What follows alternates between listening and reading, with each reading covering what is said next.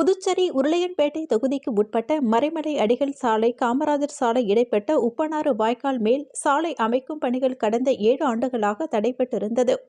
சென்ற முறை சட்டமன்ற உறுப்பினராக இருந்தவர் இதற்கான எந்த ஒரு முயற்சியும் மேற்கொள்ளாத நிலையில் உருளையன்பேட்டை தொகுதி சட்டமன்ற உறுப்பினரும் புதுச்சேரி மனிதநேய மக்கள் சேவை இயக்க நிறுவன தலைவருமான நேரு என்கின்ற குப்புசாமியின் தொடர் முயற்சியின் காரணமாக பணிகள் தற்போது முழு வீச்சில் நடைபெற்று வருகிறது.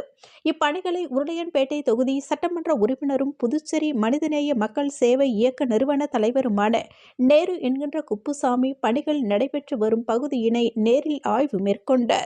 நீண்ட முயற்சியில் துவங்கப்பட்ட பணிகள் விரைந்து முடித்து உப்பனாறு வாய்க்காலை சுற்றியுள்ள பகுதிகளில் மழை காலங்களில் மழைநீர் தேங்காதவாறு பணிகளை விரைந்து முடிக்க நடவடிக்கை எடுக்குமாறு அதிகாரிகளை சட்டமன்ற உறுப்பினர் நேரு கேட்டுக்கொண்டார். இந்த பக்கம் போட்டு இங்கேருந்து இழுத்து வெளியே தள்ளுங்க. டிரைவர் வெளியே போட்டுக்காங்க.